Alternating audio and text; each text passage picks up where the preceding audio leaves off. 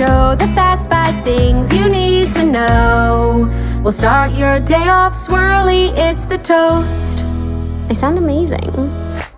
Welcome back to the toast. Happy Friday, because we are fucking celebrating Liz.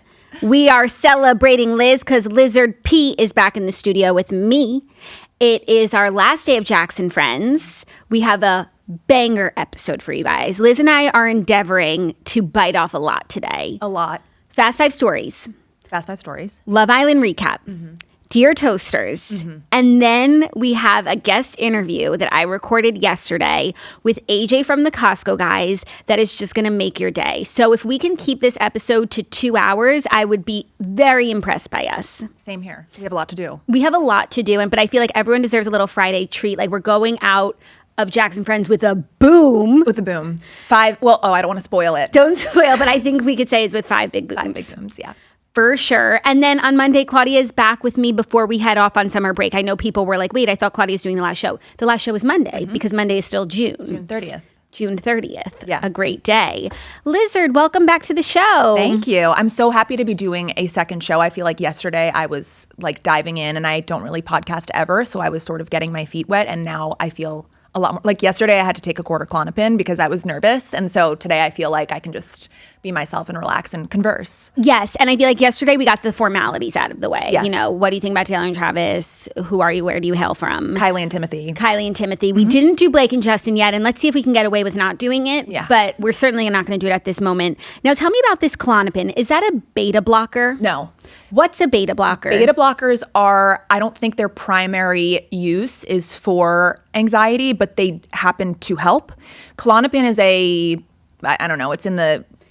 Like a Xanax. Like it's like a Xanax. It's like another form of Xanax as far as I know. But you go Klon over Xan? Yes. Klonopin doesn't make me feel drowsy. Right, because like the idea of like me taking a Xanax before doing the toast seems counterintuitive. Yes, you want to be bubbly and energetic. But I was nervous. And also even when I'm excited and not nervous, I get nervous anxiety. Like when I would go to camp, as a child, actually, it's departure day for a lot of those, or arrival day for a lot of those campers. Bon voyage campers. I used to throw up every time I was on the drive to camp, not because I was nervous after my first summer, but because I was so excited. Like I would just throw up. Yeah. Did you feel like you were going to throw up yesterday on the toast? No, thank goodness. Okay. Yeah, that would have been like the first time for everything. That would have been. Yeah. Okay. Well, I'm glad that you're feeling great, and so you didn't take the Klon today. No.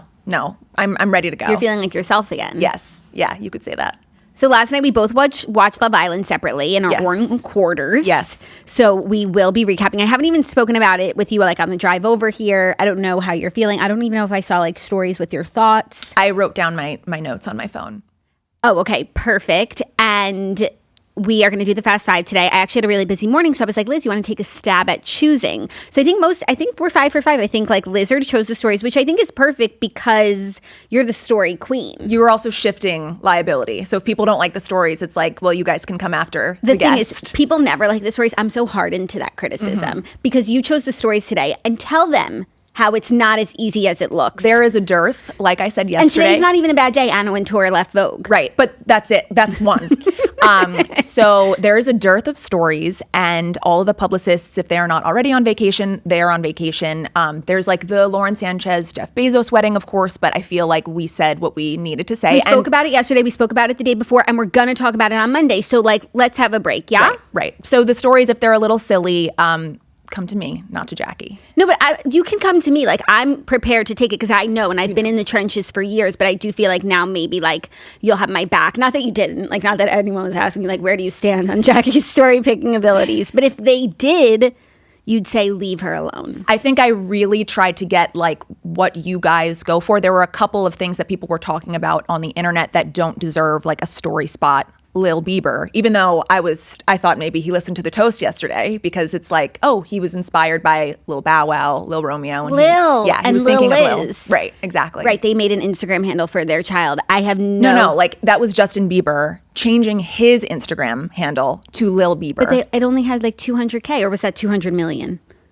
I think it was Justin Bieber. Hold on. Yeah. Okay, maybe it is a story now. I thought they made an Instagram for the baby. The reason I didn't pick it is because it's hard to talk about. And there's never clarity Lil Bieber, Justin Bieber. Oh, 200 million. Yeah. Not 200K. I just assumed that was a K. Yeah. Oh, okay. Lil Bieber. Lil Bieber. No, I have no thoughts until further notice. Like until we find out what this means. Yes. I'm kind of fatigued on JB. Yes, me too.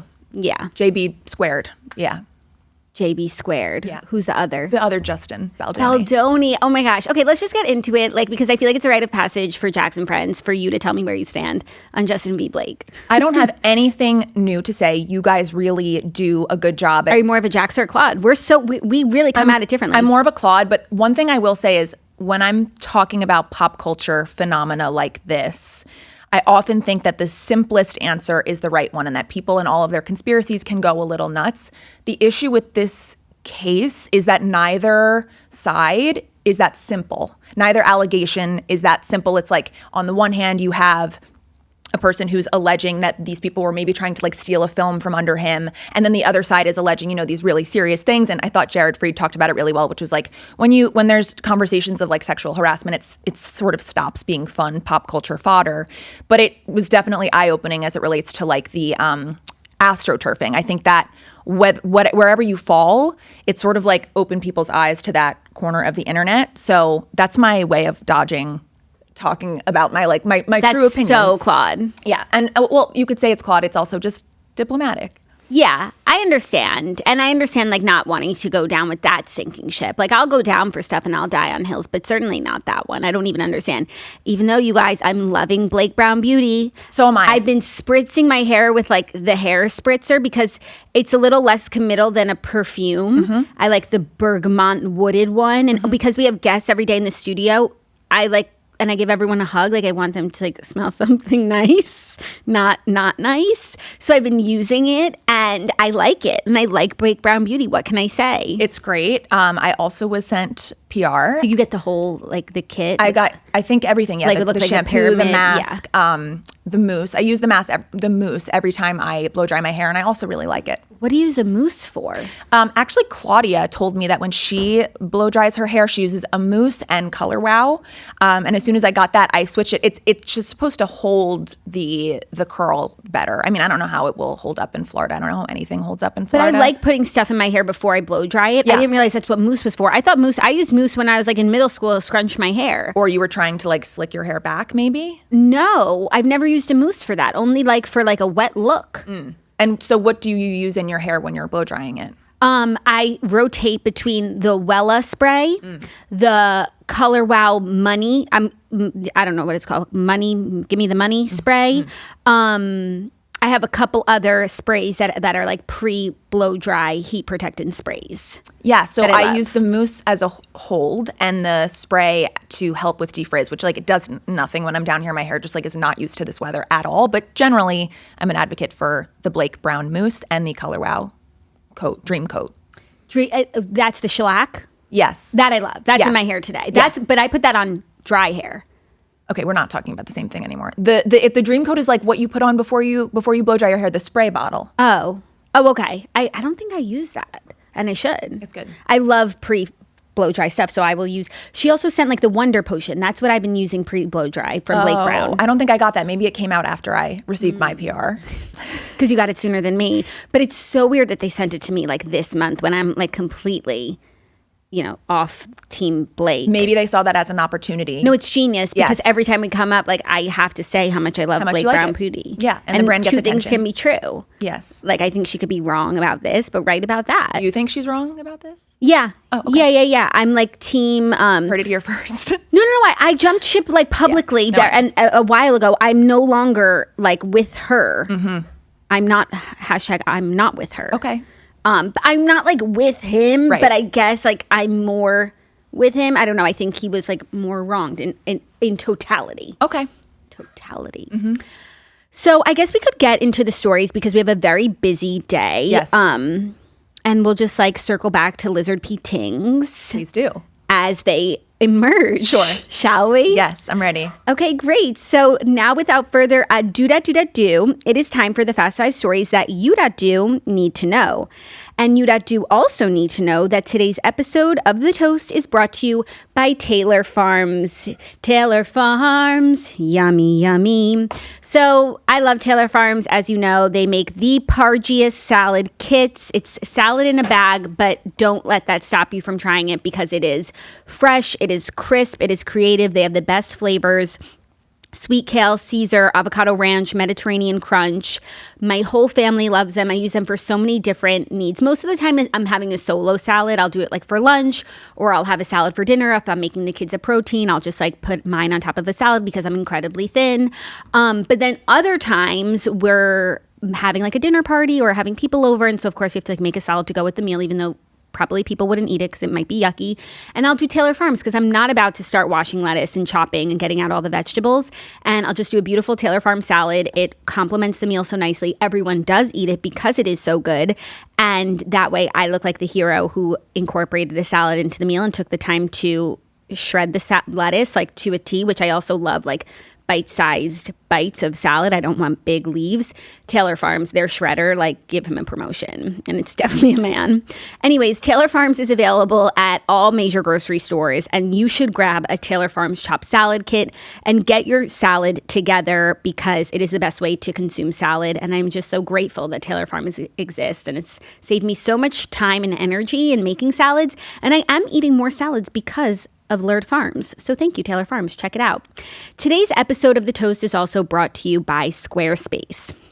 Squarespace is the all-in-one website platform for entrepreneurs to stand out and succeed online. Whether you're just starting out or managing a growing brand, Squarespace makes it easy to create a beautiful website, engage with your audience, and sell anything from products to content to time, all in one place, all on your terms. So if you have a business, if you are starting a business, if you have dreams of having your own business, one of the things that you are going to need is a website. And it better be a Pargy website so that people know that you stand on business and that you mean business and you're a business to be trusted.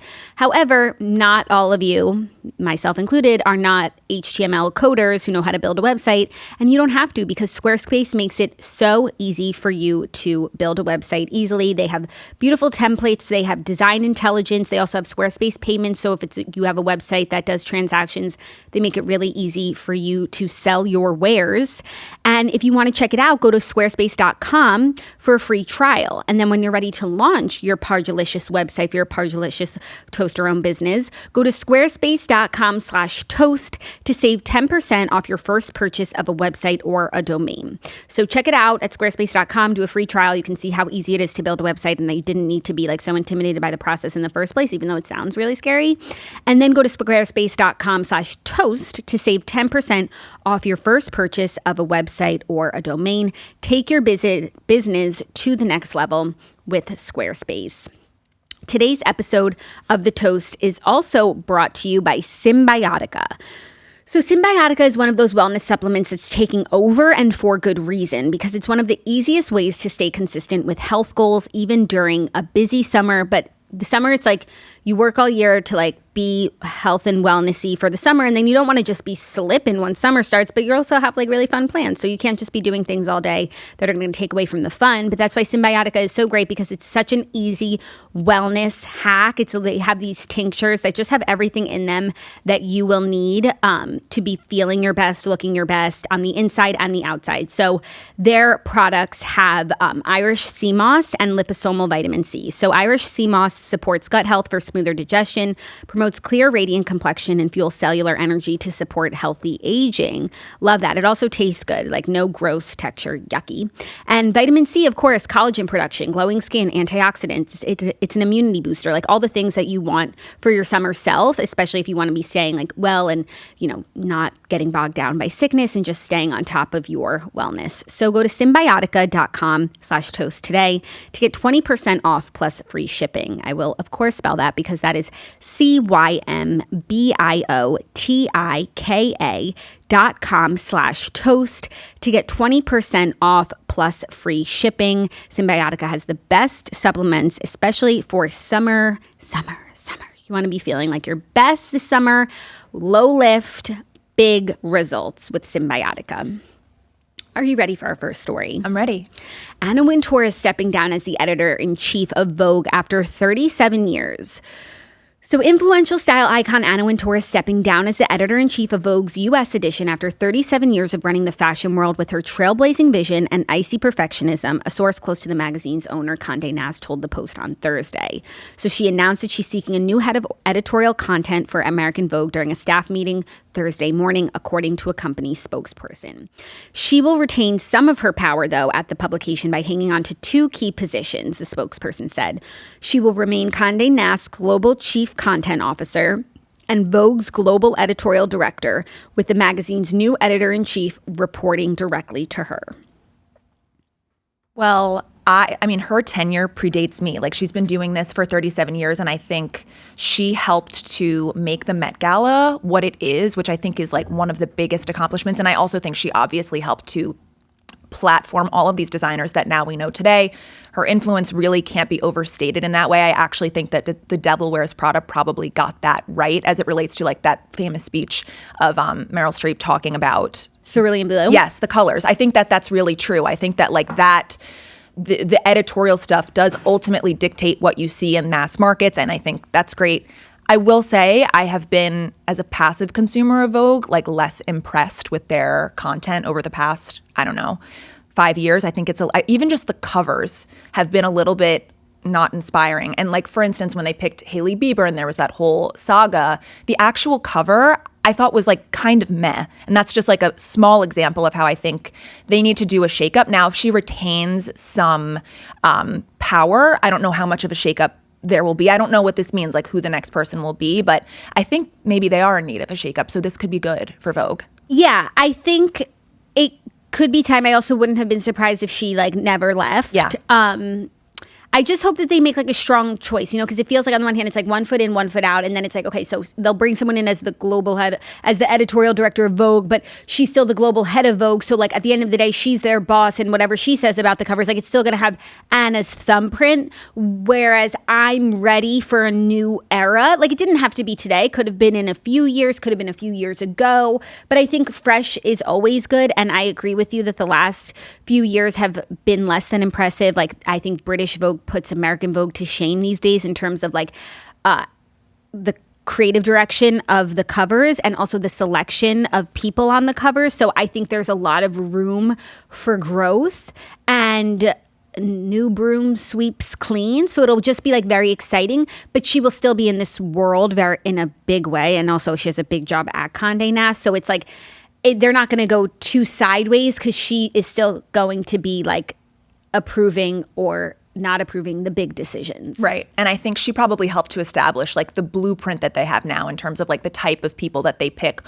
what type of stories they pick, what they share on social media. So whether that's like good or bad, you want there to be a change. It might be 1 foot in, 1 foot out. Did you think of Jacqueline Follet when you saw this story? No, I didn't think of it. I really thought of British Vogue and like Edward Enninful and him like putting Anna to shame. But I guess this is like a Jacqueline Follet situation.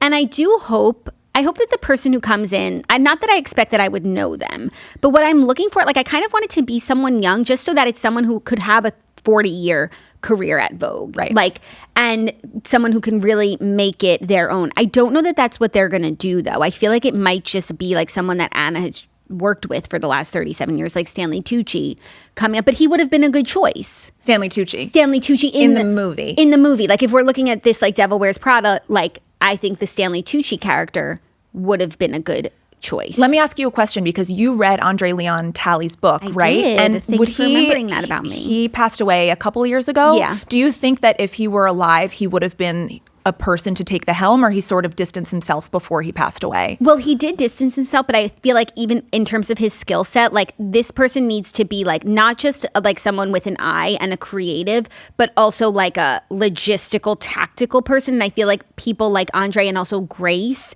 like they are the artists. And I don't know that this is a job for an artist only, because you also need to be a business person. Not that they don't also have those skills, but sometimes like you got to let the artists be artists. Right. She was a curator in a lot of ways. Like she was the one selecting the art and making sure it all sort of but worked. Like you're also making business decisions about like ad sales and content, and it's not just like the fun of like, this is beautiful, let's make something beautiful. Right.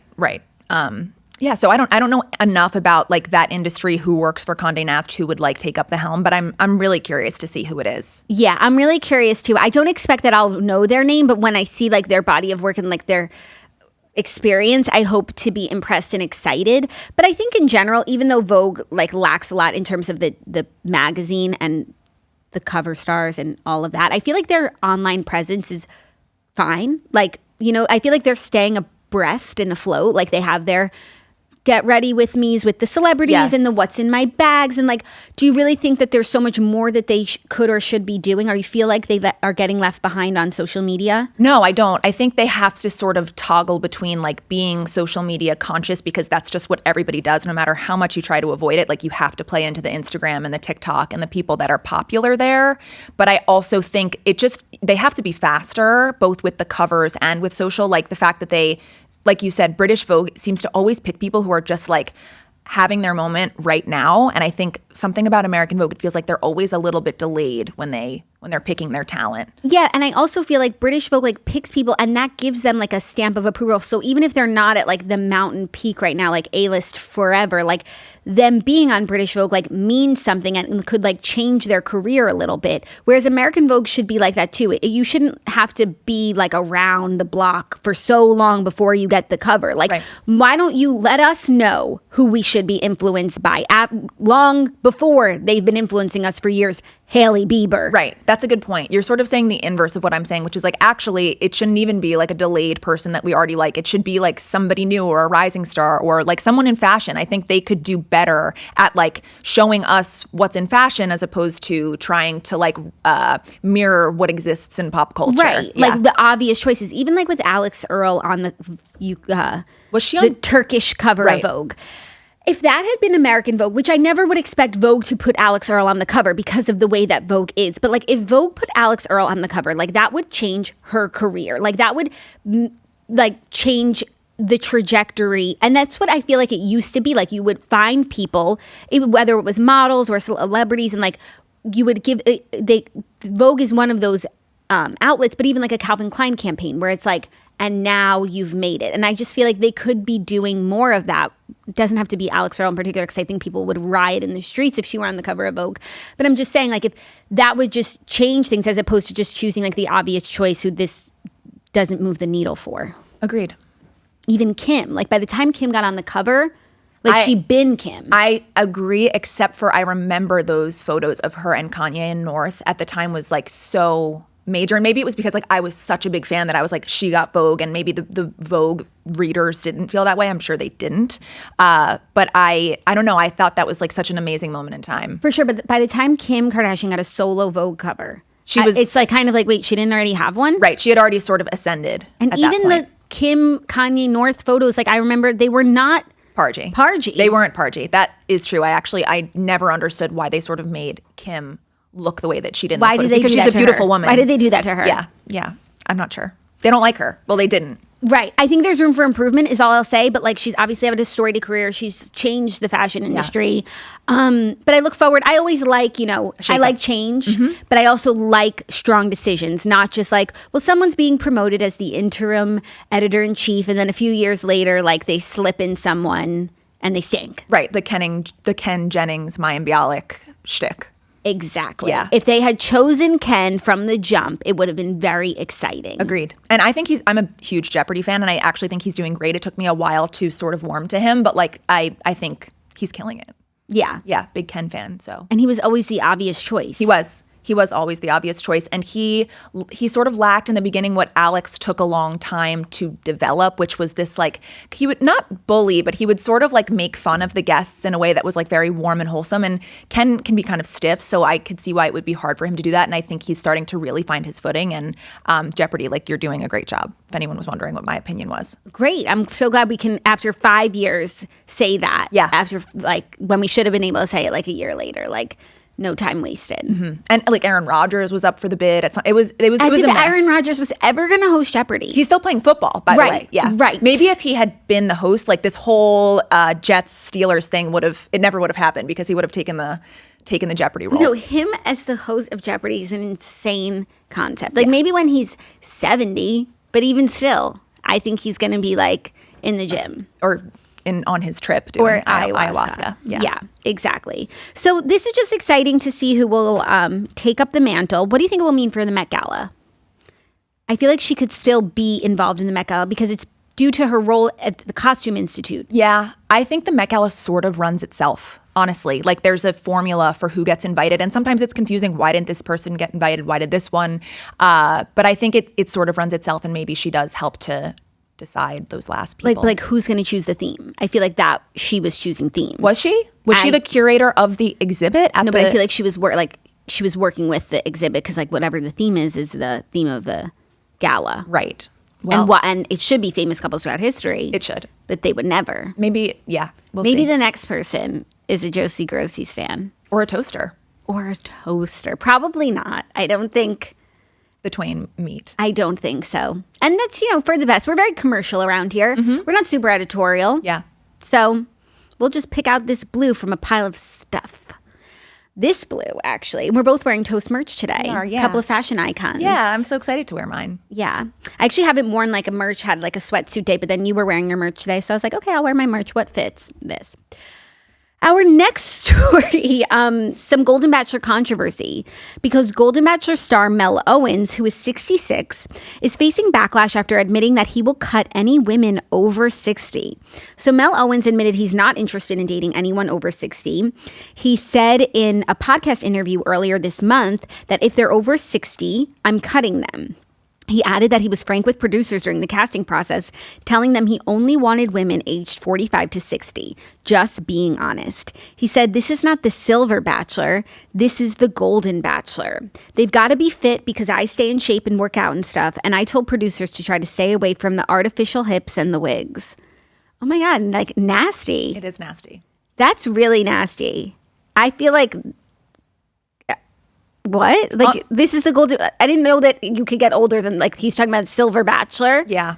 On the one hand, I actually do like a bachelor who wants to, like, shake things up and stand on business and just, like, say something a little crazy because it gets people talking. Yeah. And it is sort of an interesting conversation of, like, do age preferences, are they still, like, allowed when you're a certain age? And people do this all the time. Like, when you're on Hinge or something like that, you can filter out ages. And it usually relates to, at least from my perspective, like, if you're a woman in your 30s and you want someone, like, age appropriate. You want someone who's like ready to settle down or get married. I haven't heard about like older people having age preferences.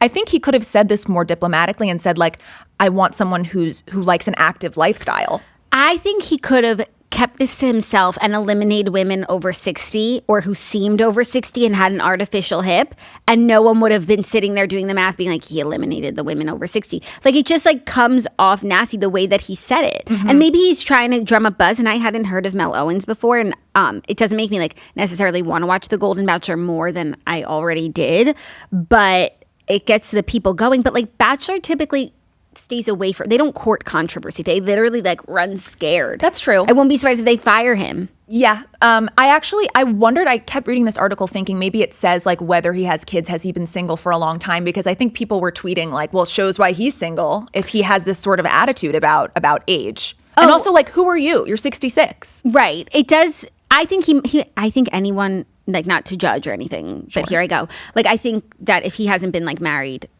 in his lifetime, or like, I don't know about kids because you never know, but like if he hasn't had like a marriage at 66, like that's a red flag. Yeah. And then he's coming on The Bachelor to get married at 6. Like, no, you don't. By 66, you are who you are, and you're not going to get married. So I would imagine he has like a past life, but maybe he's single at 66 because he's not being open to women his age. Right. So not married, red flag. Also divorced. Why were you divorced? But it's like, so he wouldn't date Ramona Singer? Maybe, how old is Ramona Singer? Ramona's in her 60s. Yeah. Yeah, So, I like, don't care for that. I feel like sometimes age is just a number. Like, there could be a woman in her 50s who is older than a woman in, like, everybody ages differently and takes care of themselves differently. Ramona is 68 years old. Yeah. And you're saying that you wouldn't date her? Yeah, I think he not only is he being controversial and frankly rude, but he also is like failing to sort of He's being short-sighted. He's being short-sighted.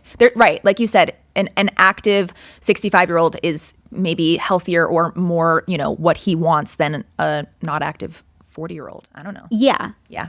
So I feel like this is not a good look for him, and it's a little rude. And he could have gotten away. Like, you can have your preferences. Mm-hmm.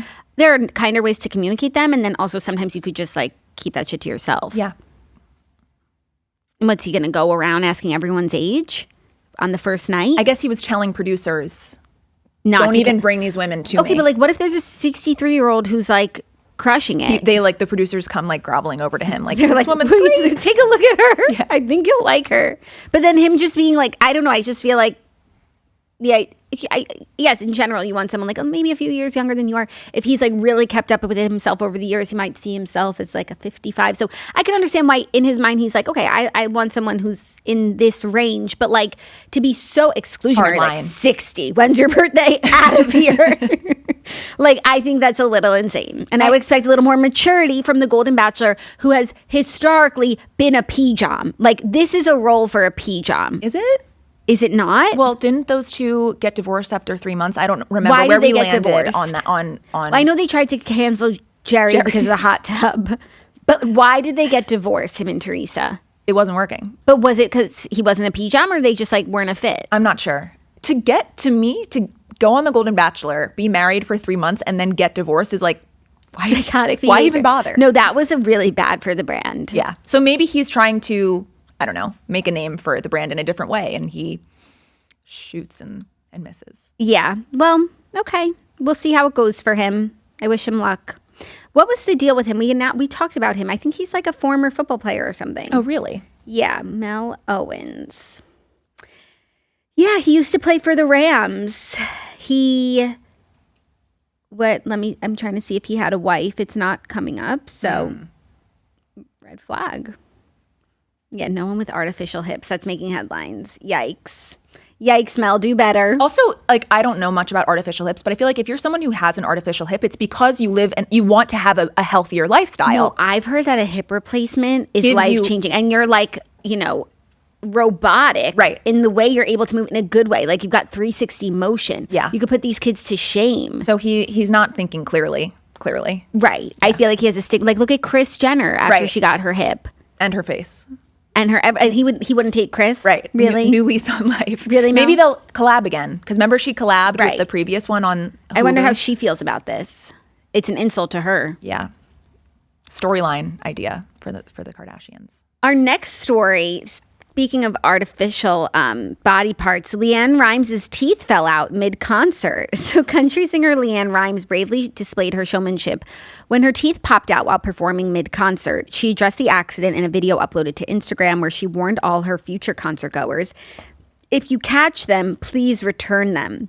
She was performing at a casino in Washington when she felt a pop while singing her 1996 hit One Way Ticket.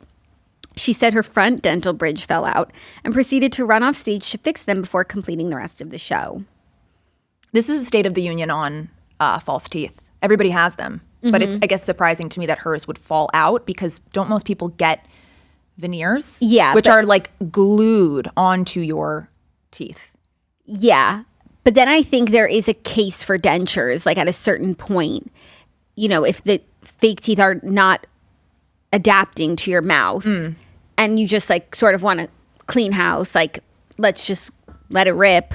I think though, if you're a singer, wouldn't you want the option where like the teeth couldn't fall out? But what if I feel like if you get to this place, and how old is she? That 50s? Yeah. Oh, young enough for Mel Owens. If you get to this place where like you have a rack, yeah, like you've been through a lot along the way, and I have to imagine that like permanent veneers haven't worked for her. Okay, and I think probably her dental team has considered these things, and you know what, like it's fun and funny, so I think it works for her, although maybe it was embarrassing in the moment. Yeah, and then when they fall out like on stage at a casino, do you put that back in your mouth? Ooh, I don't know. What's the or you just like could sanitize them? Also, like, can you still sing without your teeth? I don't know. I think you rely a lot on the, like, linguistics depends on your teeth. So I don't really... She could hum. Maybe she could yodel. Hit him with a yodel. Yeah, LeAnn... Yodelay. That is her song. Oh, did you watch The Four Seasons? No, did you? Claudia, I think, recommended it on the show. I started it, and there's just, I honestly think you would really like it. I'm just echoing that. And I'm thinking of it because there's a scene where one of the characters is singing. Does she sing You're Still the One I Want? Or is that That's Shania Twain. Okay, this is like, those two are the same. Yeah, and Jewel, once you throw Jewel in there. I don't know one Jewel song. I think you probably do. Maybe I've heard it, but these are just like. Jewel and LeAnn rhymes, I feel like, are really similar. Shania Twain, to me, like, she stands out. Eclipsed this trope. And then also Sheryl Crow. It's just a lot. All very similar. Very similar ladies. Well, the dental. She stands out with her dental teeth and also her Brandy Glanville drama and Eddie Cibrian. Oh, yeah. That's right. Yeah. Yeah. Well, she took an L here, but it seems like she handled it very well because I would never go on stage again. Yeah. And I don't know how I would handle it, but she like drew attention to it. She did an Instagram story, and then like I think that also made it like more buzzy because maybe if it like fell out at a casino in Washington, like people might not have told the press. Right. Like could have been our little secret. Don't worry, LeAnn, we'll keep your secret. I love that. Yeah, I think that it was handled well. Good luck, LeAnn, on future endeavors. I wonder if this will change the scope of her dental work, but yeah. Oh, her dentist is getting a nasty call. hopefully no one like finds out, like no one doxes the dentist. Yeah. It's not his fault. It's not his fault. Our next story, some crazy news. Brad Pitt's home was burglarized after thieves entered through a front window and ransacked his property, police say. Brad Pitt's home in the Los Feliz neighborhood of LA has allegedly been burglarized. The alleged burglary occurred at approximately 10:30 p.m. on Wednesday, June 25th. The LAPD told People the suspects broke into the residence via a front window, ransacked the location, then fled the location with miscellaneous property. There were 3 suspects. They have yet to be publicly identified. He was not home at the time of the burglary. This seems so unavoidable when you're someone in the public eye and people know that you're not home. And it's scary. It happens with football players when they're at games. Yeah. It obviously happens with like the Beverly Hills people all the time when they're home. This could have been worse. He could have been home. It could have been much scarier. But yeah, he's obviously out and about. He's having a moment. And they knew, I guess. Yeah, I guess I've seen a lot of stuff about the F1 premiere. So if you did ask me where Brad Pitt was, like you'd say not home. I guess he was at the premiere of this movie F1, which all of a sudden everyone's talking about. There's a soundtrack. Yeah, they got the works. I don't know, when you're this big of a celebrity, like you don't have necessarily round the clock security at your house. Is that like crazy that I think that they should? Or like a house manager or sitter, like someone who would stay at your house, right, to manage the home. I'm sure it's a large home. Yeah. So I don't know. I don't know. My husband and I were talking about, like, what do you think the most valuable things are in his home? I said art. But one thing that confused me about that show, Your Friends and Neighbors, is like when he was trying to steal art, like, isn't that really hard to resell? Like, who wants to buy art on the black market for that much money? Or does it sort of like pass in tunnels and then it like eventually emerges and someone wants to buy it because it's, this piece. But that part was so unbelievable to me because it's like, I don't understand who would buy stolen art. Yeah, I feel like there is a market, like famous art has been stolen. I think even like the Mona Lisa was stolen for a number of years until it was recovered. No one like bought it and was hanging in their house because that's very obvious. Right. But I think like the point of that guy in Your Friends and Neighbors who was able to like sell stolen art was that like he also had a gallery and like so he has buyers, or maybe he has also buyers who don't really care about the origins. They just want great art. You know, because it's like, yeah, if something was hanging in a gallery, like if you walk into a gallery and there's just a piece of art, like an amazing one-of-a-kind piece there, like you didn't ask where it came from. Maybe not, but if you are wanting to pay the price that they want for the piece or how much it's worth, wouldn't you want like a certificate that's of a chain of custody of the art? So I don't know. But I feel like there is an answer to that. To why people would buy art on a black market. Yeah, or how people who like get it illegally then are able to sell it and maybe the buyer never even knew that it was illegal. Yeah. I think it's certainly possible. There was a lot of that with like Jews in Europe had art and then like the Nazis ransacked and stole them, and there were a lot of pieces that have like even today they're still litigating like the Woman in Gold. Right, exactly, like the chain of custody of these pieces of art that like it's international law, it gets kind of hairy. But, I hope that nothing like that he really cares about was taken. And I'm glad that he wasn't there. And it sounds like, they found out and everything. So. Yeah, just really, really crazy. I mean, there's always, there comes amid a string of celebrity burglaries and home invasions, which just happen a lot. Yeah, inevitable, like I said. Yeah, very scary. You should watch Woman in Gold separately, though. That's a great movie. I haven't seen it. What? Never seen it. Who's in it? Helen Mirren. Okay. I actually think Ryan Reynolds. Helen Mirren? I think Ryan Reynolds is in it, which is to his credit. Oh, okay. Yeah, I would love to watch it. Yeah, no, you will love it. Because what were you talking about? There's also books, historical fiction books about this. I think Woman on Fire is another one where it's literally the movie book, different woman, but same story of You just always hear this lore of Jewish families whose art was taken from them and they haven't been able to recover it because it's it was lost in war or stolen. And no, they go to court and she goes back. Because it's her aunt. It's a Klimt piece, Gustav Klimt. And there was that exhibit for him in New York City too, right? Was that controversy brought up when that? I think so. I think the movie it actually lives in New York City. But there was also then the one that was Lumineers or something where it was more immersive. Because there is a Klimt. You can go see Woman in Gold in New York City. It's in a museum. But then there was a more immersive Klimt experience. I think they also did it with Picasso, where they make it Museum of Ice Cream Klimt edition. Also cool. Yeah. Our fifth and final story, little Love Island news that's going to lead into our TV recap, because Love Island USA's Hannah is revealing whether she had a deeper connection with Charlie or Pepe. So Hannah is now doing press after being dumped from the island. And she is talking about her connections with Charlie versus her connection with Pepe. It's funny, they include people's last names here, but I'm not interested. No, me neither. I just got Charlie's last name, Giorgio. So cute. Italian. Yeah. British, Italian, Hannah Fields. Okay. I think it's just better if they're one name wonders. Yeah, me too. Anyway, she said that she had a super mature connection with Pepe. She said, I think my connections with both of them were very different, and maybe it would have played out differently if Charlie was still there. But I saw a completely different side of Pepe after Charlie left, and I maybe would have never known that about him. Many of her and Pepe's sweeter moments were not really shown, she said. Our connection was not really shown, but literally everyone was always taking pictures of us and being like, oh my gosh, so cute.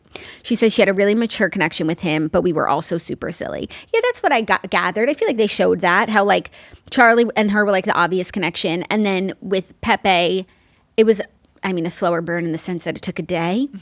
But then when they did get on the same page, she was making him fun and lighthearted and he was making her go a little deeper. Yeah. I have to speak. I don't want to speak for Claudia, but I can, in that she loves Pepe. Claudia loves Pepe. Loves so Pepe. We text about Love Island all the time and she was like, Pepe and Grayson, hard eyes emoji. It's literally said no one. Right. No one's paying attention to him anymore. No one's paying attention to Grayson either. No, I don't know which one. Is she the blonde one? Yeah. Oh, yeah. People were saying that she kind of looks like Hannah a little bit. So it sort of makes sense. I do think that this is possible with the show, is that we're not seeing a lot of these connections play out. We can't. They literally film them 24 hours a day. There's 35 people to keep track of now. Right. So, no matter what she says, even if she has a really strong connection with Pepe, the way that she moved was a little bit questionable. And I think it's reasonable for people to say, well, you kind of jump from one to the other quite fast. But I believe that they ultimately had a connection. They don't have anything else to do. So I think that if Hannah went from Charlie to the next day, she went on a date with Pepe, that had to happen. I think it would, and she connected with Pepe and all was good. I think viewers would have no issue with it. I think it was the sex the next night. That was so crazy. Quite crazy. She wanted comfort after Charlie left. Yeah, so I think that that just made it very stark, literally crying over Charlie the night before, but the photo is very dramatic. And then the next... Oh, yeah, the photo. Maybe it was 2 nights later, or I don't know what it was in Villa time. I'll give it up to 3 to whatever. A couple nights later, having sex with Pepe. Yeah. In the bunkhouse. Yeah. Extreme, I'll say. So let's talk about last night's episode because we got some answers on Nick and Alandria. They did not leave the island. They went on a date and they were offered the chance to recouple as a couple together or go home single and separate and go back into the villa, which they did. And right before they went back to the villa, Nick said, you know what, Alandria, like I want to take this time to get to know you like on a romantic level. Like I've been feeling something this whole time and now we have a chance to explore it. They also got to swap information about what's been happening in the villa and Casa, and that was just like fun to see. And it really feels like the producers are like scripting this show based on what people on Twitter are saying and what people on Twitter want. And on the one hand, I watch Nick say, like profess his love for Alandria. I was like, wow, Nick Alandria stans have been right. And I feel like every recap I do on this show, I've been like mentioning Nick Alandria stans for some reason. There's a million things I see, but I'm just like, that's how crazy people are. There's Nick Alandria fan edits. And either they were right or producers just really want the vocal people on Twitter to like this season because they orchestrated everything to put Nick and Alandria together, which they've done. Mm-hmm. I think they threw so much shit at the wall this season. I think this is the one that sticks because when you think about how it plays out, it's like Nick and Alandria, what happens with Sierra and Alandria are friends. Like they're two of the, I think besides Huda, maybe the only OGs standing. Shelley too. Oh, and Shelley. But my point is like Sierra is going to be devastated. She's kind of not really feeling LeAnn enough to pursue that. And I think that this opens up. But also, I don't think Alandria necessarily did anything wrong. Like I see people being mad at her, like she's disloyal. But it's like, I don't think so at all. I don't think any of the couples were strong enough for them to like not be able to speak to or get to know other people. I don't think Alandria has done anything wrong either. No. Like, it will devastate Sierra, but that's this show. Right. Like, that's exactly what it is, and everyone's doing what they were supposed to do. I just thought it was really sad, the juxtaposition of Sierra, like, not going all in on Alam because she's still thinking about Nick. Meanwhile, Nick is moving in on her best friend. Yeah. And also the Taylor stuff. Taylor noticeably didn't go to hug Alandria when he saw that Alandria and Nick were both back in the villa. Like he zoomed right to Nick and people made note of that because it's like the girl that you were coupled up with, you just totally ignored her. And maybe he feels awkward because he's with Clark, but I think Alandria like still likes him. Which is so crazy to me. I look forward to the dissolution of Alandria and Taylor. Like, it's not been giving me anything, and I like her so much. And I like her and Nick are fan favorites. So them being together, if it is real, works for me. Mm-hmm. And that's a winning couple because they have overcome adversity. It was the whole time I was looking at you were looking at me. They did always pick each other to kiss in the challenges. Like maybe those edits weren't so crazy after all. So like that is a storyline that like could win this show, whereas we have not seen anything else like that. And Taylor and Alandria, like, she deserves someone who likes her. Mm-hmm. He did not like her. And like watching them was just like frustrating and boring. And then like them, it's actually been 4 weeks now. Like in the beginning, it's like, listen, you don't want to jump all in with someone. Like, girl, I get it. But 4 weeks and on villa time, that's a really long time. And if he's still not, if you guys aren't progressing and he can't like give you anything, it's not it. And the fact that we now see him with Clark being a completely different person, well, now we know. Yeah. That he just wasn't that into her. Yeah. And I think he was like trying to tell, he like said it to Ace at one point, but I don't know. They just kept saying, no, they're so strong. They're the best. And I'm really glad. I really hope this chapter is over and done with. Yeah. Do you think Alandria likes Nick? I think Alandria is very authentic in the things that she says. So I don't think she will pretend to like Nick if she doesn't. I think she's open to it. Yeah. I think she was really shocked to hear him say these things. I do wonder if a producer is telling Nick to say these things like, hey, listen, this is your shot. Everyone on Twitter wants you and Alandria to be together. And I wouldn't be surprised if he's like, oh, I love that. Like, I did like her. Or like, I think she's so cute and I think she's so great. Like, I'll do it, sure. I don't think Alandria would just do something to be on the show. Like, she's a very principled person. So I think she will give it a spin. But if at the end of the day she's not into it, she will tell us. And if she does say that she's into it, I will believe her. Mm-hmm. She has earned credibility. I think that also the way that this played out sort of gave credence to the idea that the producers get involved in the eliminations, even when the Islanders are seemingly the ones deciding and it's not just fan voted. Because when you think about it, it's like if those were the two people eliminated and they made it seem like this get-together hideaway date happened right after the eliminations. It was dark during the eliminations. This happened right after that. Like, do you think that the producers actively somehow manipulated the Islanders to pick those two people so that this would all take place? Because otherwise, how would they have like set up the date that fast? Yes, but also it's like, okay, so what if Amaya was eliminated with Nick? That's what I'm saying. They would She have wouldn't gone have to the been. right. They would have gone to the highway. They would say, "You want to be in a couple, and we're supposed to be excited about." That's like the worst couple ever. Right. What if like Austin were eliminated? It was between Austin and Nick to be eliminated because Jaden was choosing, and it was between Alandria and Amaya. Maya. So all it had to take was a producer saying to Jaden, like, "You should go with Austin." Nick is going, like, there's going to be an elimination tomorrow. Nick is going to choose Sierra, and you're going home. Like, and I said, I think Jaden only chose Austin so she can stay on because Nick is a riskier choice. But even she said last night, she chose Austin, she likes him, whatever. She said, I feel safe with him. And I feel like that was like a safety about the show. Her like, position on the show.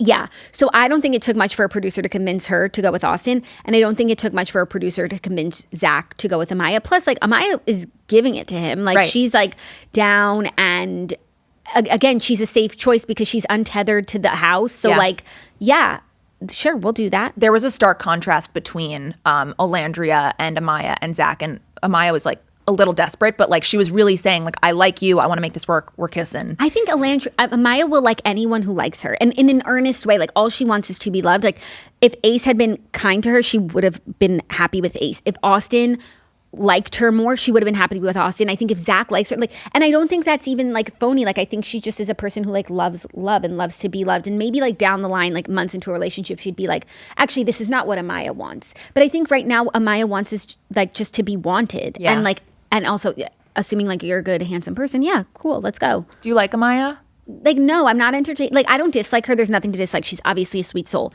I am not entertained by her. Like, when Natalie was here, she was like, oh my God, she's so funny. She says the funniest stuff. I'm like, I'm not even paying attention. Like, and when people are like, she said, what was opportunity? I'm like, I'm not even listening. Yeah. I heard gratitually, but like, I'm not paying them. Or they're like quoting her confessionals back to me. I'm like, I'm not listening. Yeah. Like, I don't know. She doesn't like pull me in.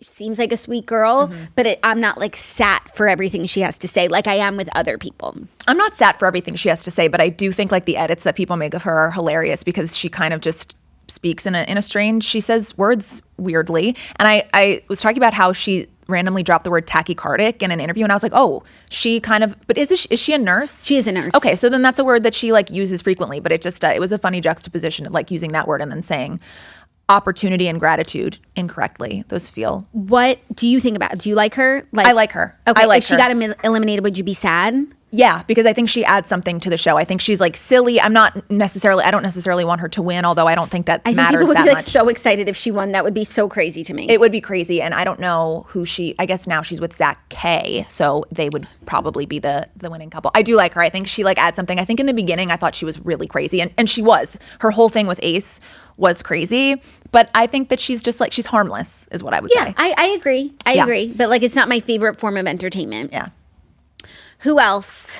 The challenge was insane. Per Oh yeah, usual. yeah. They're doing cheerleading pyramids. They're having an orgy. Yeah, it was crazy. And you were saying offline that it was like amusing that everybody was doing. It's so embarrassing when you're doing so much in those challenges and then you lose. Yeah, it's very embarrassing. No, Huda was in 2 out of 3. She did 3 separate. Like, she was called on thrice. And the first 2 times she didn't win, and like she was doing the most. Like, that's really embarrassing. And then the third one she won, but like seriously, we were getting to a place of a live blowjob last night. Like, yes, the people were seriously licking parts. Yes, it wasn't very godly. I'll say that. No, like next one, if they did one more, like someone was going like to get naked. What's crazy about this show too is you've watched before, so you know about the heart rate challenge? Yeah. I love that challenge, and it is so over the top sexual, but like I think it's good because it's like it's contained and we all look forward to it, and because it doesn't happen so much throughout the course of the show. Yeah. So when there's the heart rate challenge, you're like, oh my God, everyone's like making out with each other who like gets and this this whole season takes the sting out of something like that because every challenge is beyond more sexual than anything I've ever seen. And now I know people say that like on Love Island UK and seasons past, it was so raunchy, it was so crazy. They were smoking, they were drinking. I couldn't see Molly and Tommy doing any of this. Well, that is, I think the first 2 seasons of Love Island UK were crazy. From what I hear, I didn't watch. By season 5, it wasn't so crazy anymore. And I think that's actually one of the reasons it's been such a popular season, not just because of Molly and Tommy, but because they were able to like really make drama without all that crap. And this is like the other side of the spectrum where it's like, okay, I understand it's a sexual show. That's fine with me. Like I sign up for watching that. They come in their bikinis and their heels, but it's like it's just too much. Yeah. It's too much. And Claudia saying that she was like embarrassed to watch it with Ben. I can't watch it with Chris. It's embarrassing. Like yeah, it's too much. No, it is too much. It's beyond the pale. They come in bikinis and heels, but the bikinis have gotten smaller. Now no one is wearing like a bottom. Everyone's wearing thongs. Like soon they will be naked. Yeah. It's a lot. And I agree. The heart rate challenge is pointless at this point. Like nothing that they've done could be crazier.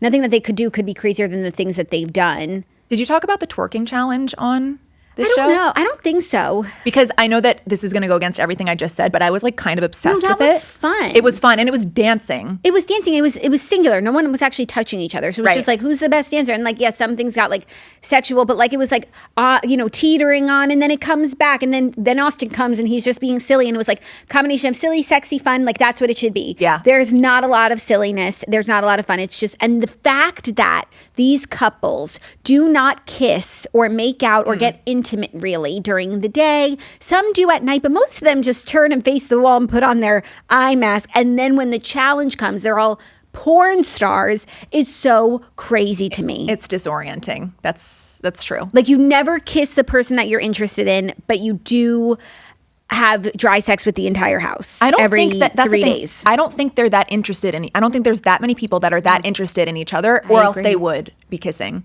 I agree. Out of the challenge. That's also a problem with the show. Is like that makes people, disloyal because it's like I don't care. Okay, who's here? Cool, bye. But we need some solid couples. Like it is Love Island. There's not a lot of love, and so like the only people who I think truly like someone are Sierra liking Nick. Mm-hmm. I think Nick likes Sierra. I think so too. Yeah.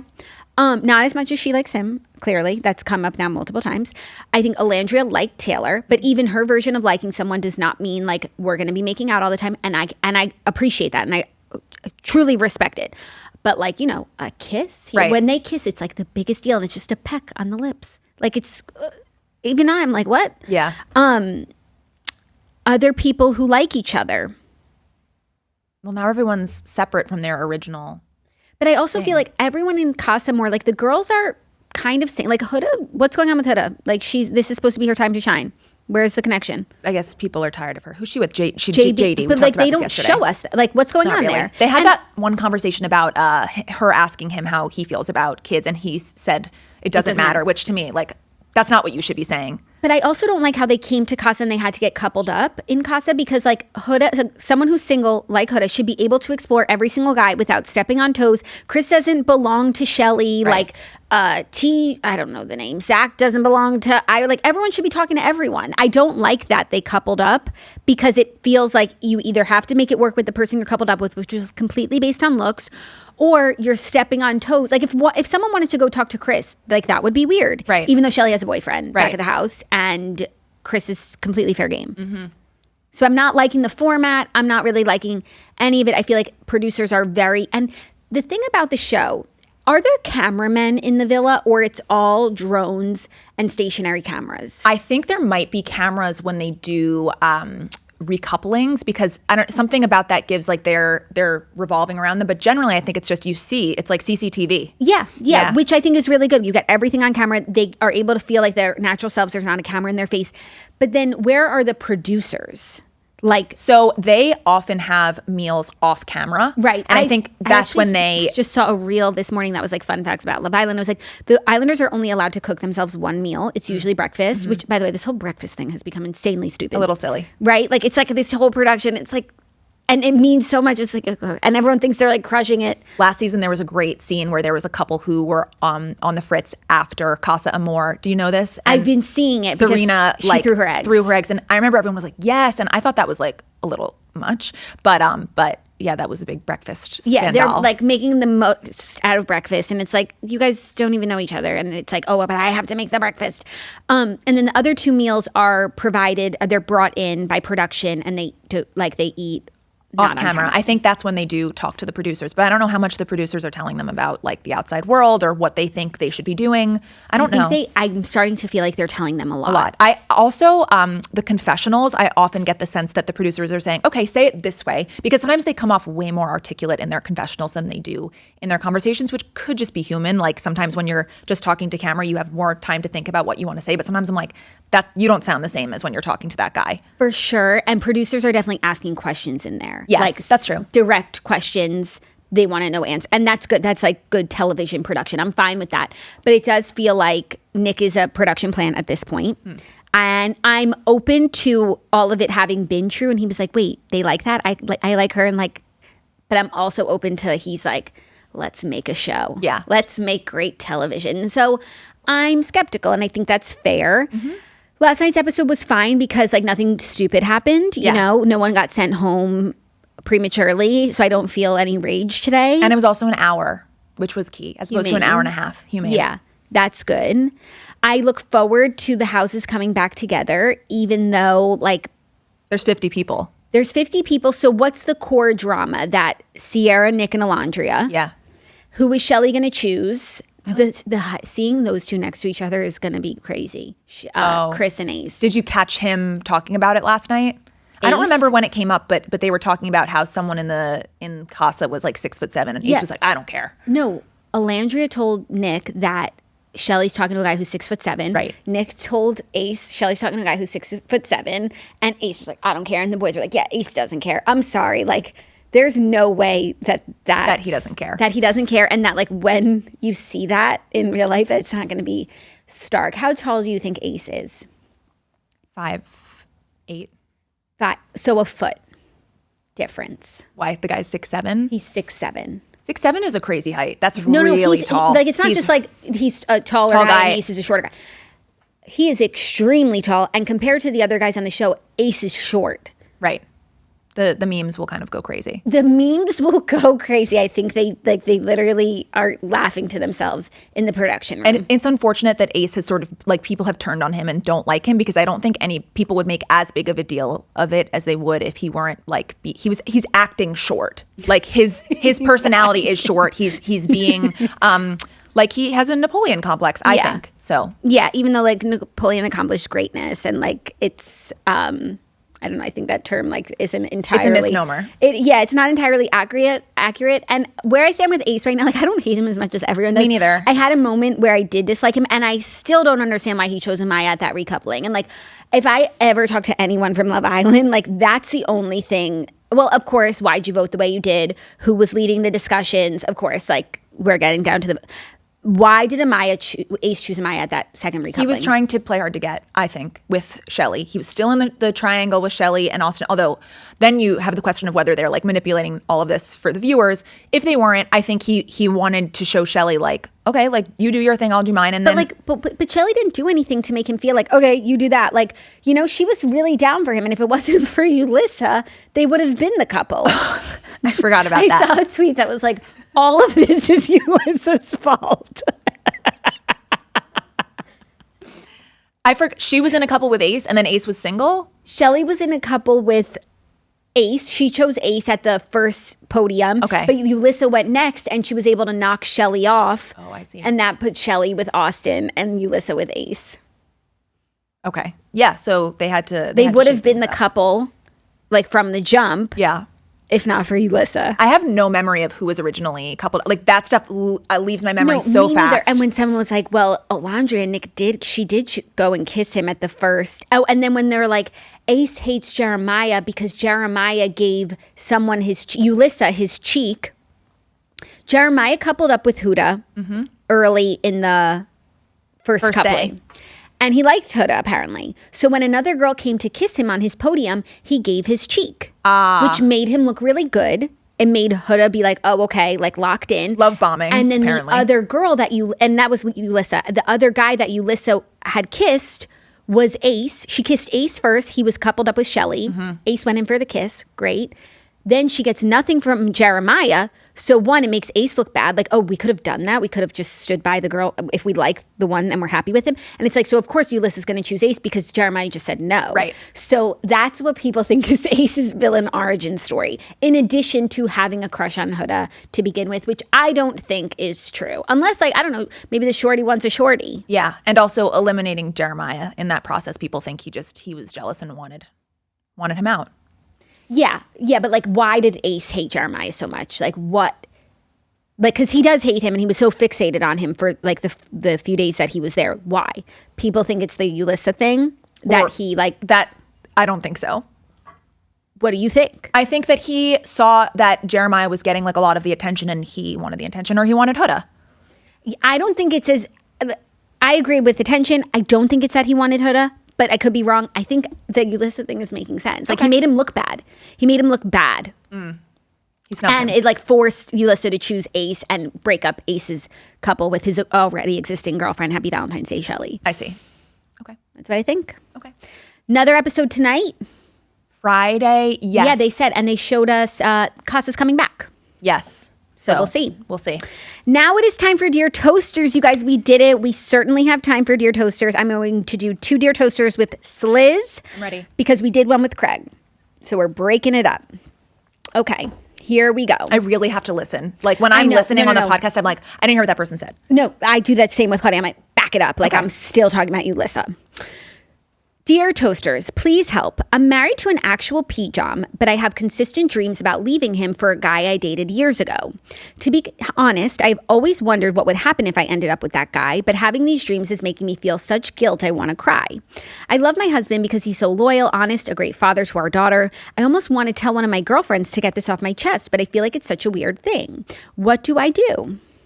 I don't think you have to feel guilty at all. I think it's sweet that you do, but like you told your girlfriends, us. Yeah, and so us. it's like, I think that this probably happens to a lot of people, and I don't think it means that you don't like your husband. I think it's just like your dreams hold on to things in a weird way. And if you have some fixation about this like old love, I think that's probably pretty common, honestly. Probably common. I think like your mind's playing tricks on you. Yeah.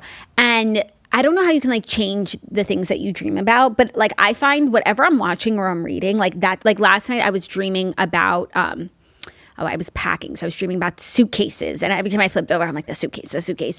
Not saying to pack to go somewhere, but like if you get into like a really intense show or something, or even like Love Island, that just like sort of starts to, and then you start to think about that when you dream. Do you find? Yes. Also, if you if you read romance novels and you think, oh, life is supposed to be that way with a partner or whatever, with your husband, it's not. Like, marriages can get stale. So if there's something actionable you want to do, you don't have to. But if you like want to try to avoid these dreams, I would maybe say like go on a trip with your husband. I don't know. Try and shake it up. Yeah. Because if you're feeling like maybe that's stale and you feel bad, you're not doing anything wrong. You can't control your dreams. You can't control your dreams. And I would just say like, do not make any decisions based on your dreams. Your dreams should not guide you to do anything. No, I completely agree. Right? Just like a romance novel. It's a fantasy book. Like, that's not like, oh, well, now I have to change my life and move to a small town. Right. To find love. Yeah. You seem thoughtful. And it's good that you're thinking about it. But, I don't think that this is meaningful at all. I agree. And we got to shake up the dreams, shake up the subconscious. Yeah. They're definitely just messing with you. Spice things up with your husband. Oh, yeah. Yeah. Hi, girlies. I have a pretty short Dear Toasters, but I'm sincerely conflicted. One of my best friends has been dating a loser for the past 2 years, where she is totally out of his league in every way possible. She has expressed her doubts in the past, but ever since he moved for her, she has pretended everything is perfect. We recently found out that every one of her friends from all different friend groups has the same stance that he's a total weirdo, lazy, inconsiderate, uggo, and that they should break up. Do we as friends tell her that everyone hates her boyfriend, or is that just totally not our place? Also, we are mid-20s, so this could be looking at marriage soon. You don't say anything, no, in my opinion. Not unless she asks you again. Like, she asked you, like back in the day, before he moved, she would complain about him, like she would talk about it, like conversation was open. Right now, conversation is closed. I would not bring it up. And okay, I literally don't care if every single one of her friends doesn't like him and you don't like him. You're not dating him, first of all. So It literally doesn't matter what you think. Now, he might objectively like just be a bad guy and she shouldn't be with him. But that might not be the case. He might just not be for you or for them. Coincidentally, not for anyone around you guys. But like, she's your friend. You trust her. Yeah, she has free will. Like, this is what she's chosen. No one's making her do this. You didn't say anything that is a complete red flag. Weirdo. Uggo, lazy. Those adjectives Honestly, are not. I'm judging you for calling someone weird. Like, who makes does you he the do? arbiter of cool? Right. Uggo. Excuse me. Right. We don't call people ugly. Like, No, especially it's not nice. no, and it's like irrelevant. He can't control it. Imagine saying I don't like your boyfriend because he's ugly. No, Are you 12? And the lazy thing, like, it's sort of irrelevant now. I mean, I don't know if they have kids one day and he's lazy, he's not helping. Even then, I don't think you should say anything. But for right now, it's like, who cares? Like, what are they doing? No, and it's like that's her problem. Yeah. Like, so what? You're worried? Like, I don't know. This gives a little bit like focus on yourself. Yeah. Mind your own business. Yeah. Inconsiderate. I do feel like if his inconsideration was such an issue, you would have shared an anecdote. And I'm not getting any. Like, I'm not. Well, maybe they hearing wanted to anything. keep it short.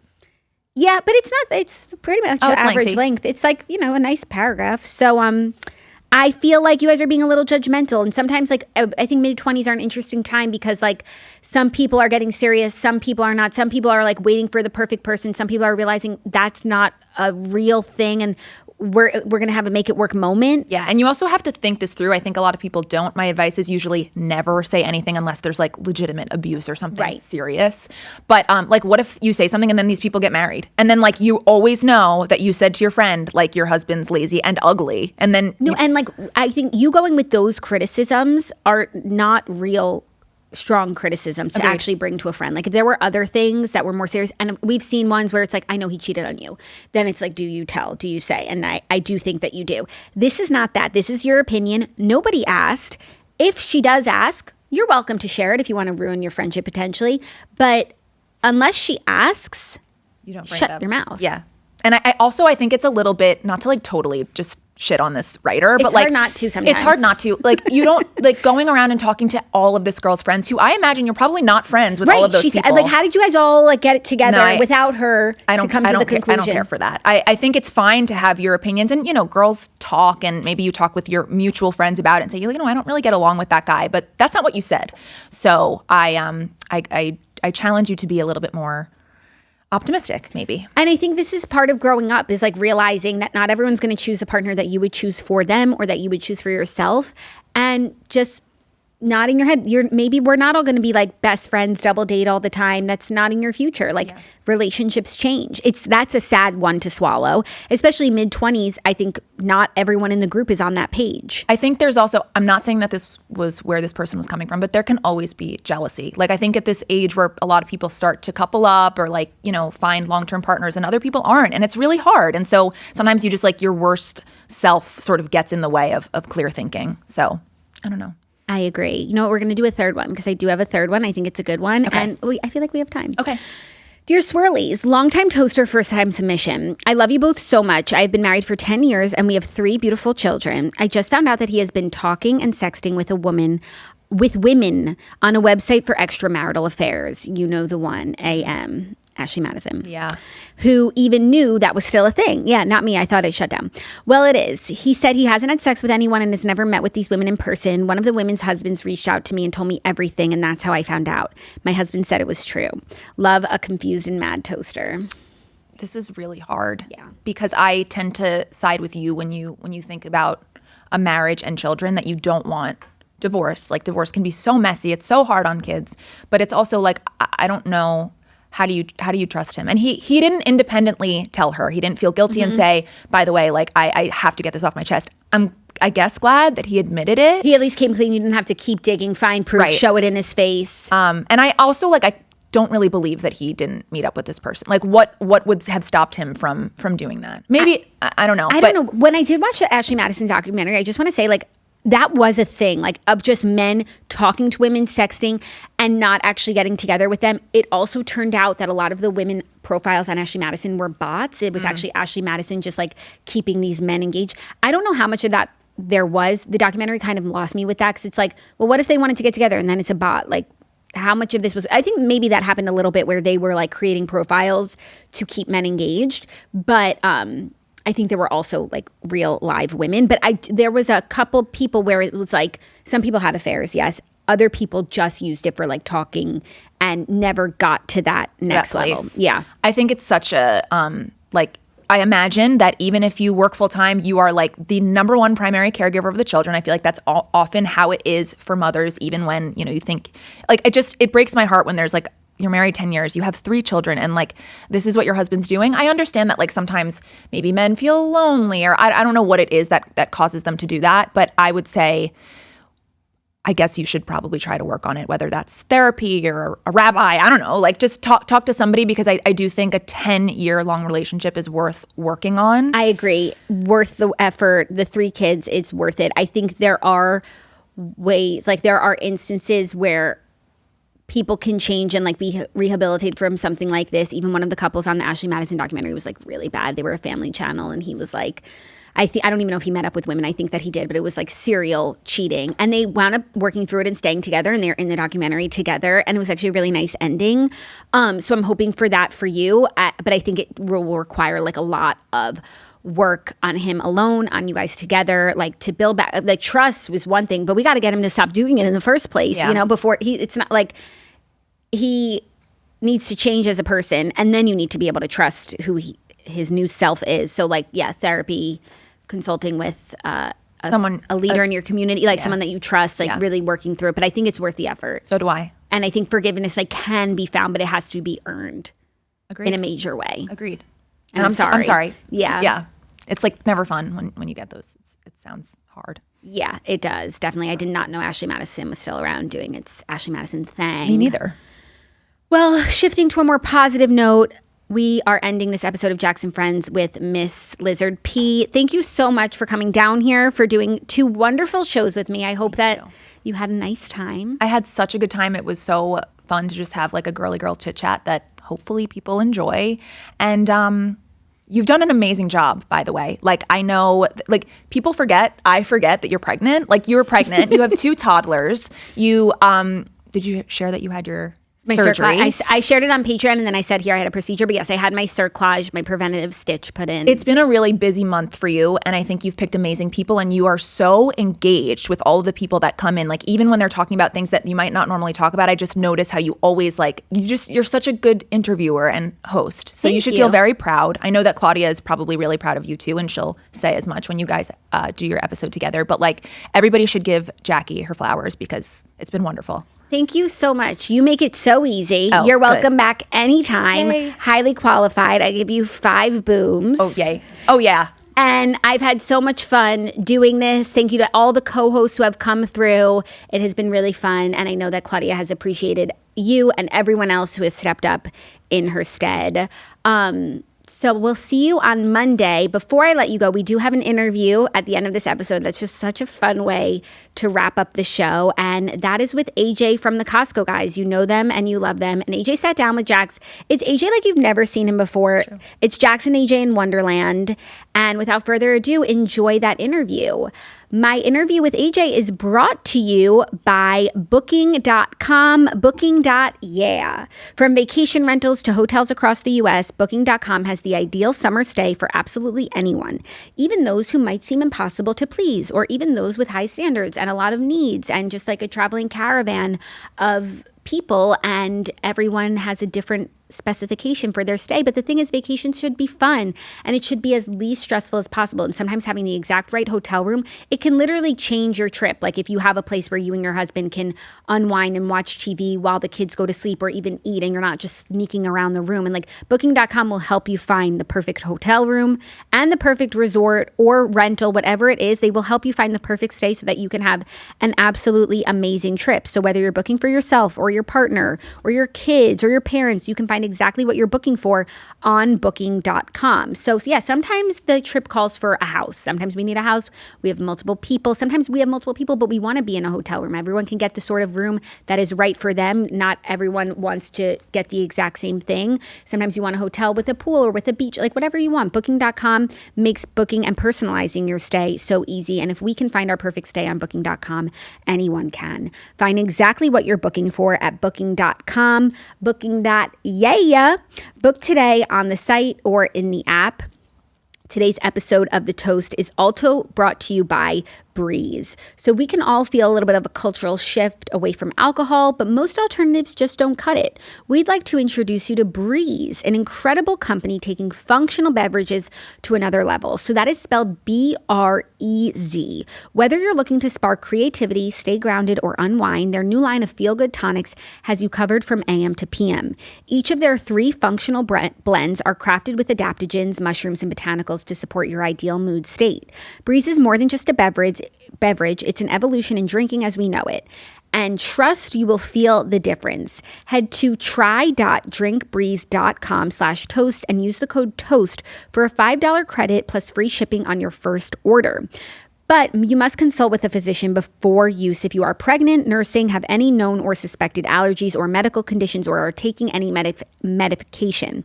FDA has not evaluated these products for safety or efficacy. Products are intended for adults, so definitely make sure to check that out. But Breeze is just a great tonic. It's got great flavors, great benefits, great ingredients. They have reishi and chamomile, passion flower for calm release balance. They have magnesium and tart cherry to support natural sleep cycles. They have fast-acting, short-lasting, subtle support, vegan, non-GMO, non-alcoholic, organic ingredients, and made with USA-grown mushrooms. You can buy these online at drinkbreeze.com/toast. You can also check out your local Sprouts, but head to try.drinkbreeze.com/toast to use the code TOAST for a $5 credit and free shipping on your first order. Welcome back to the Toast. We are bringing the boom today because I have a very special interview with today's guest. Welcome, AJ of the Costco Guys, to the Toast, an iconic collaboration. I can't wait for this. It's so awesome. I'm here on the Toast. I mean, look at this place. This place is a big boom. I completely agree. It's such a boom. How are you doing? Awesome. How's awesome. life as Love a this. Costco guy? It's great. I mean, we have new adventures every day. We get to make people happy all the time. I mean, really that's the best part about all this, Jackie. The best part about all this is when we see people and we see how happy we're able to make them and their faces light up and we get to take pictures and videos with people. I mean, it's such a gift. It's the coolest thing ever. It's so cool. Everyone loves you guys. I had the pleasure of meeting you in the wild about a year ago at Costco. My husband went to Costco that morning and he was flipping. He was like, oh my God, the Costco guys were there doing like their videos. And it actually, you guys inspired us because then I was like, we had been meaning to do a Costco vlog for like months and we just didn't do it. But then we were like, oh, they were filming there. Oh, you know what? We should do that Costco vlog today. Like, okay. So we go back to Costco and my sister and her husband came too and they love you guys. And you were still there filming. We didn't expect that. We didn't go to like, you know, stalk you, but that's what wound up happening. And we got to meet you and your son, of course, big Justice icon, and your wife and your whole family. It's a Mama family Justice, business. Ashley, yeah, we're all involved now. Do you love working with family? Oh, how could you not? I It wouldn't work if we didn't do this as a family. I agree. It wouldn't work. We all have to be together. We all have to work together. Everyone has an equal part, and it's great to be a family out there, especially during traveling, because I would never travel and leave them home. Yeah. I just couldn't do that. So that's the big part about it. So, I mean, we just got back from VidCon. We got back from Kids' Choice Awards, and we did it as a family. And it's a lot better that way. It's a lot more wholesome that way, and I feel safe that way. Yeah, it's good for your kids, and it's good for you guys to be able to be with your kids. How's Big Justice? I'm assuming he's in school today. I'm hoping he's in school. Well, we're in June, so school's done. Oh. He finished school. You're right. Yeah, he finished school at the end of May. So Big Justice did very well in school. Okay, yeah, good. He did very well. He had a private tutor this year. Go off, Big So Justice. we What were are his traveling a favorite lot. subjects? He loves cakes. I'm bringing you in on this one. He loves math. He loves math. I got to bring Mama Justice in on this one. He loves math. He counts every dollar. That's good. That helps for the work. He's running his own Pokemon business.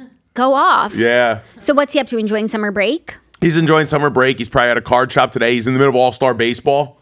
So we won our first game Monday. We played one inning last night, got rained out, so we got to go back and finish it today. Wow, good times. Well, I'm so glad that you were able to come here because the way that this came about was I'm doing guest co-host this month because Awesome. my sister's on maternity leave. So Congratulations. I had to reach out to all the icons of South Florida, and I was like, we have to get the Costco guys on. That's so cool. So I'm an icon of South Florida. Thank you so much. That is awesome. 1,000%. Like we've had Thank of really exciting people on the show. Like I think people are going to really flip that you're here. And I want to get to know AJ and the Costco guy, like we've never seen them before. Because you were saying you've never done like a format like this, like a girly swirly podcast. Right. Like, This is about as girly and swirly as I've gotten. Yeah, no doubt. So we're going to like see how girly you really are. Oh, here we go. No, we just like want to get to know you. How's being a Costco guy the last year? So like, not that I had anything to do with it, but coincidentally, right after we met you guys, like, oh my God, things popped off. Like you guys were everywhere. The late night shows, every like video, every creator, you're all over. You're taking over. Costco guys take over. How has the last year been? I think it has a lot to do with how we make people happy. The positivity we bring, the happiness we bring. The booms you bring. Of course, it's all about the boom. And the boom is the happiness and the positivity. And from that very first Costco guy video, I thought we had something that nobody else had. Because we grew up watching a lot of father and son channels. That's what Big Justice loved watching, and we watched a lot. And I always saw a lot on those channels. I saw that it looked as if like the father was the main character, and the son kind of had ideas and maybe wanted to talk, and the father kind of brushed the son off a little bit. And I would be sitting there watching, and I would say, no, wait, I want to hear what this kid has to say. So that's why part of the vision of our channel was, no, Big Justice was going to take the lead, and I was going to be the father behind him, supporting him every step of the way. And as crazy as it sounds out there, letting him know, go run crazy throughout Costco. Go ahead, shout boom and doom in a restaurant. I'm right here. I got you covered. Don't worry about it. We're going to go do our thing. What is your relationship like to Costco now? Have Costco corporate ever reached out? Yeah, we're in touch with Costco. And do you get free Costco? Like, I would hope so. No, I'm not too worried about free Costco. I'm happy to support Costco. But we're partners with about 20, maybe 25 brands within Costco. That makes sense because they have like the brands, and so you go and you spotlight certain brands, you give them the boom. That's right. And Costco has been like friendly towards you guys in terms of like filming in the stores, and they don't get. I mean, Costco calls us the Costco guys, so I don't know how much more friendly we could get. Like, we're more Costco's been awesome. Than you. That's so great. So how often do you go to a Costco now? Probably about every 10 days right now. What are you feeling like? What's the best product at Costco right now? The double chunk chocolate cookie. Always the Wagyu steak. The Wagyu steak is always very, very good. I like the New York strip. New York strip is my cut. I like New York strip. Okay. So the New York strip Wagyu cut, you get great Wagyu steak for great prices. So a family could afford to enjoy some Wagyu at Costco. The seasonal stuff is great right now. So you'll be able to get out there right now with summer here and get some slides and stuff for the kids, and maybe get some patio furniture, some picnic tables, things like that, coolers, things you need for the boat and all that. So it's really a great time in the summer here at Costco.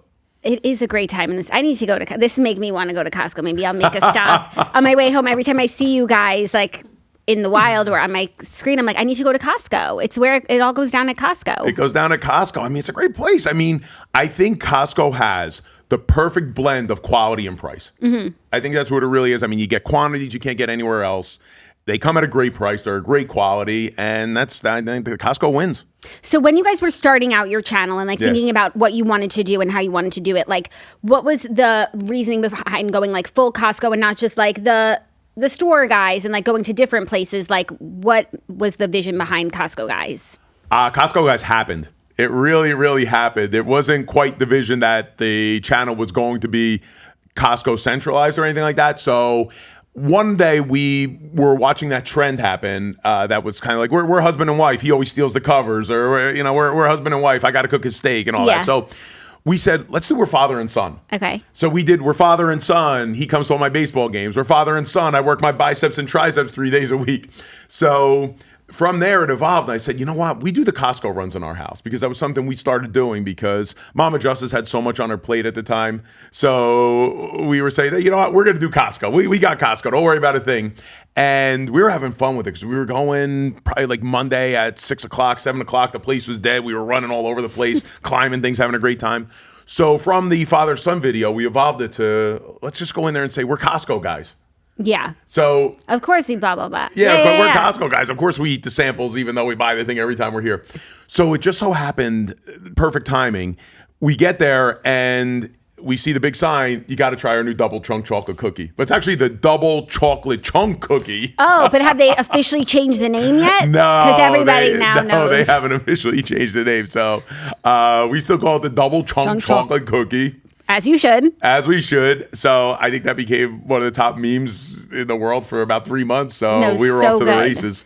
So good. It's been so good. It's been so fun to watch you guys. And you really work as a family. So your wife works in front of the camera with you and behind the camera. Everything. And We're whatever it takes at this point. Yeah. Your daughter too. So like what's everybody's role in the operation? It seems like Mama Justice gets everyone on schedule where they need to be. She said that you don't wear a watch. She said you don't believe in time. Very Mariah Carey of you. Is that Mariah's thing? She literally just gave an interview and said that she doesn't believe in the concept of time. Like she will Really? arrive when she arrives. She doesn't celebrate birthday, like to such an extent that she doesn't celebrate her birthday.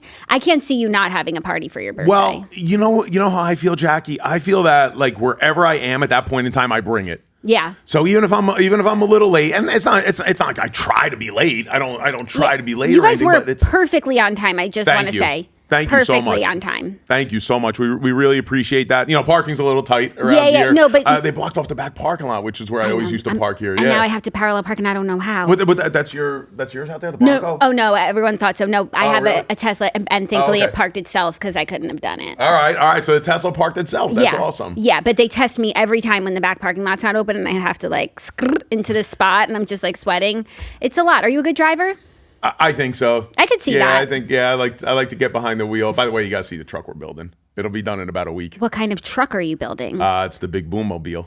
Oh my God. Wait, I need more details. What is the original truck shape? The original truck is it's a Ford F-150. Okay. So it's a Ford F-150. We upgraded the motor. We are putting a suspension lift on it. We're putting oversized tires on it. You guys should have been on Pimp My Ride. You got to go with West Coast Customs. Instead of Pimp My Ride, it's Boom My Truck. That's what we're doing here. Boom My Truck. Wait, and then what's the plan for the truck? Just drive around? Yeah, it's going to be our driver. We're gonna drive around in it, have some fun, and then see where it takes us. Make some content with it. Are you gonna drive it to pick up Big Justice from school? Yeah, that's our truck now. That's your new family car. Yeah. No, I'm obsessed. I need to see a picture after this. All right, I have some pictures of the process. Right. It's almost done. We're about a week out. Are you so excited? Of course. How long has it been in ideation? Ideation was probably about 2 months in ideation, and then we've been about a month on the build out. So it's been about a 3-month process. Is Big Justice going to get his permit soon? Ashley is. Big Justice is only 12. I don't know when people start driving. I got my license at 30. So I'm like, whenever I see a 12-year-old, I'm like, they can probably drive and I can't. Big Justice can drive, though. Of course he can. Yeah. What can he do? I don't know. I haven't found anything the kid can't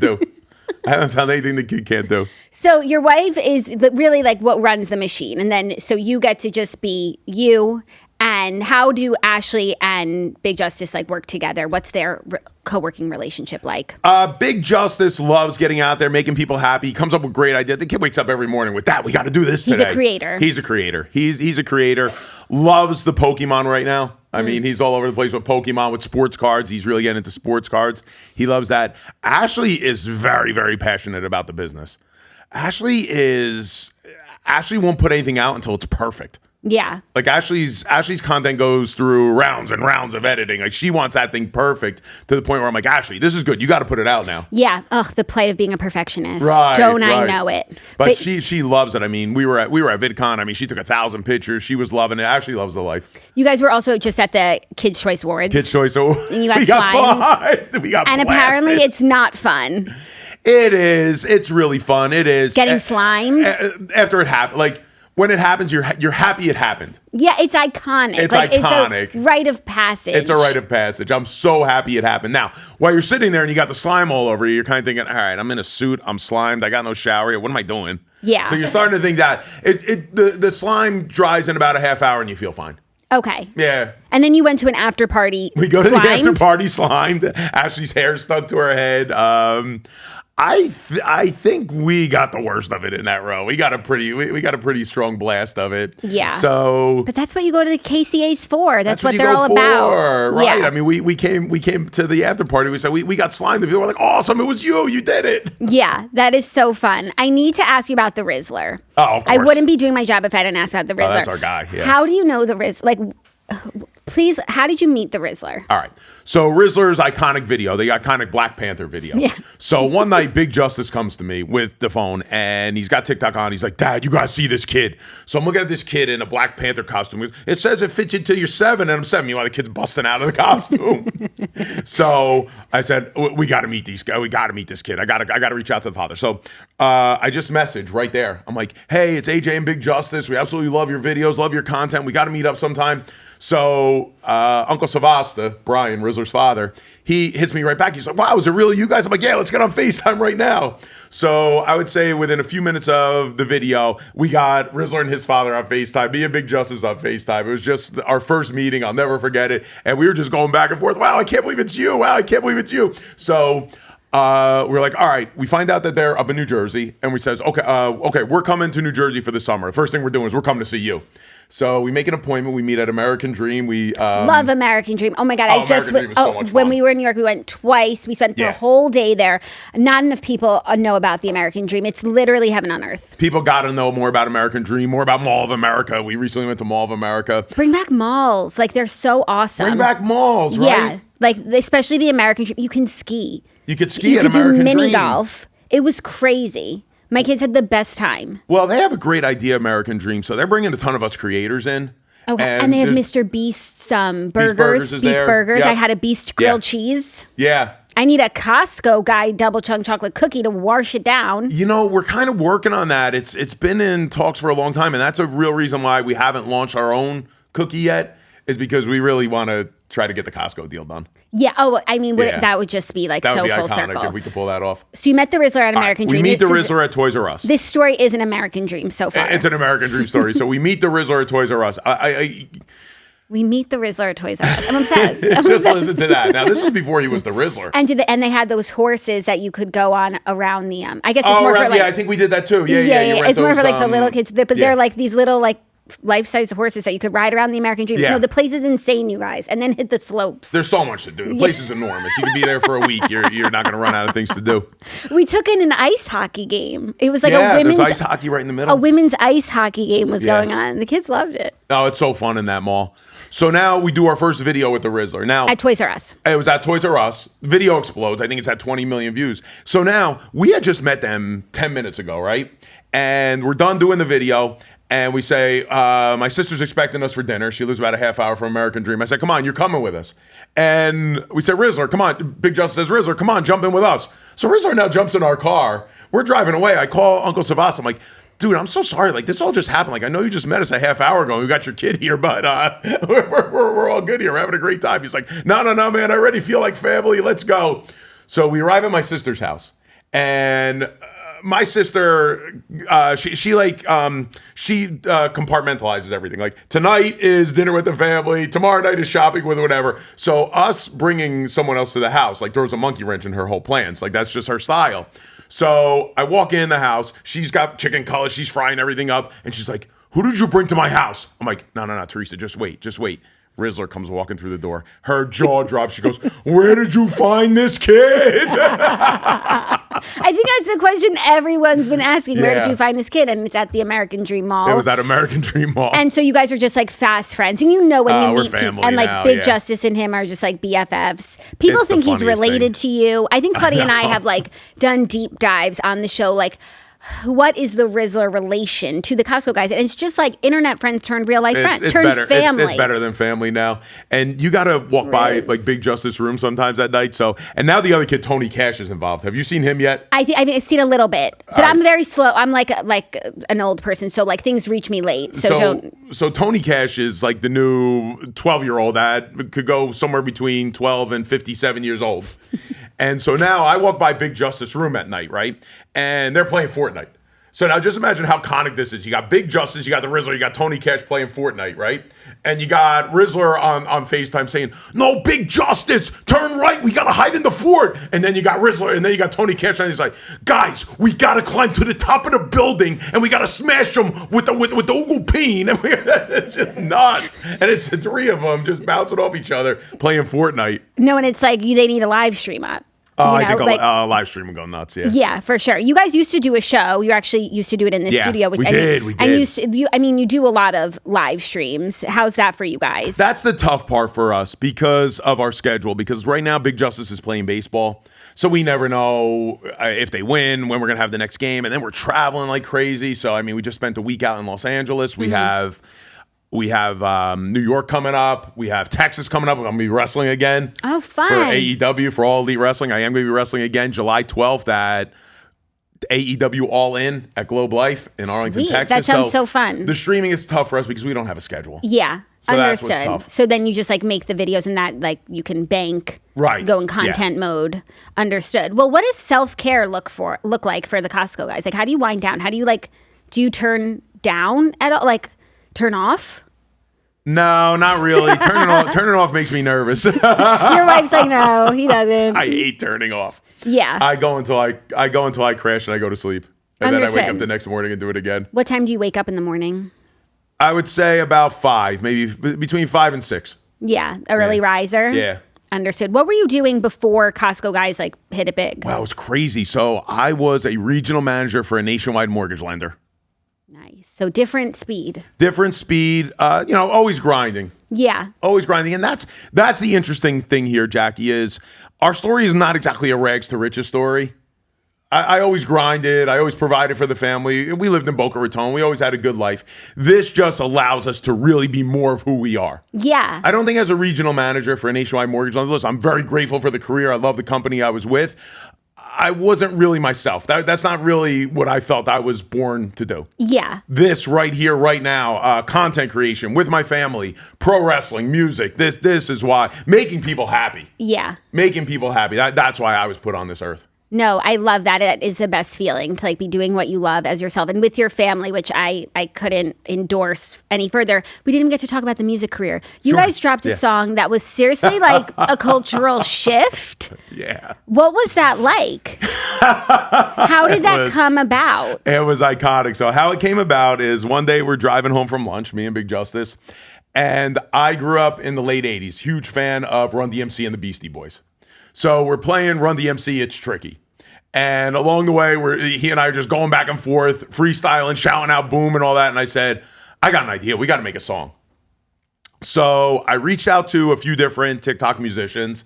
And I said, look, I have this idea for this song. Here's kind of the beat that I had in mind. And I had the beat of We Bring the Boom the whole time. Okay. I was singing the whole time. Bum, bum, bum. Bum, bum, bum, bum, bum, bum, bum, bum, bum. I have it. I have a video of me giving that beat. So a couple of TikTok musicians, they said, I have so much lined up right now, so I'm not able to do that right now. And I said, well, we got to kind of move on this, so I'll reach out to you for something else. But then I found RJ Payson, another Jersey guy, great guitar guy, and he had reached out to us and said, hey, you want to do a song together? So I was like, RJ, this is the idea I have in mind. And I bring up RJ right now because RJ nailed it. Take one. He sent us We Bring the Boom. And by the way, Jackie, some of our other music, I think we may have gotten a little complicated with it. So I think our next song, we're really going back to basics. There's a next song. Oh, yeah. When's it coming? I'm going to say around August 15th. Around August 15th. Around August 15th. And I'm going to give you a little Easter egg on this one. It is our first song that doesn't include the word boom in the title. Oh, in the title. I'm like, there's going to be a boom in there, but it doesn't. It's our very first song that doesn't include the word boom in the title. Oh, I wonder what it's called. Could people guess the title if they No. No, it's just okay. No, I'll give you another Easter egg on it. It's a song I probably wrote. I'm thinking right around the time Big Justice was born. So probably around 2013, I wrote the song and found it. And the other day, I was like, wait a minute, I had that song.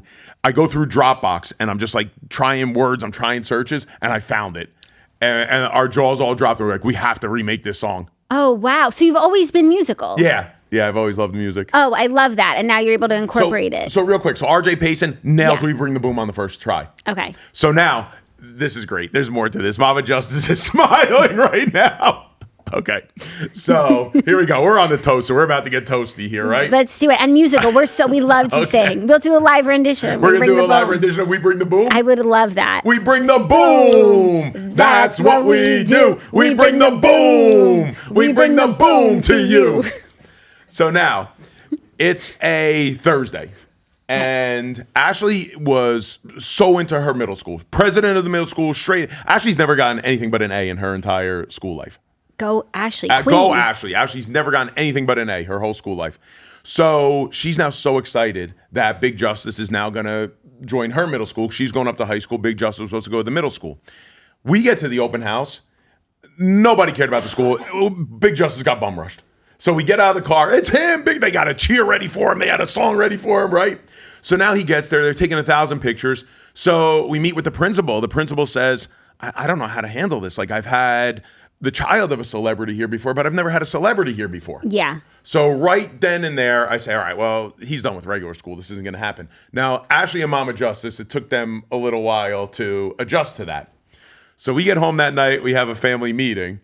And Ashley is kind of saying, but the last year of my life I worked for this, and now we're not normal anymore. And now Big Justice isn't going to go to school, and now it's impossible. Our life has changed forever. So now everything calms down a little bit. Saturday morning. Now we're on to Saturday morning. And I wake up, I'm like, all right, come on, we're going to the studio. And Mama Justice, what do you mean we're going to the studio? I'm like, hey, I got it all set up. Come on, we're going to the studio. So now Big Justice and I have been preparing for this. So now we get into the studio. Bum, bum, bum. Bum, bum, bum, bum, bum, bum. We bring the boom. That's what we do. We bring the boom. We bring the boom to you. And Mama Justice's jaw drops. She was like, this is a hit.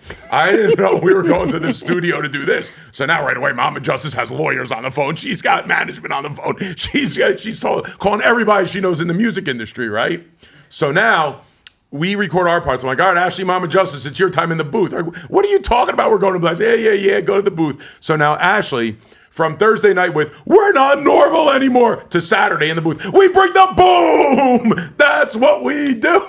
I love it. And then she got into it. Oh, she never went back. She's she loved maybe it. it's okay to not be normal anymore. This is the new normal. This is our new normal. So then after that day, after that weekend, Big Justice couldn't go to regular school anymore. Nah, we have too big for middle school. Now. Yeah, we have private tutoring now. I understand. That makes sense. And that way you could be flexible and really enjoy everything that you've built. I mean, we're on the road 15 days a month right now. Yeah. Yeah, we're going to be, so we just got back from LA.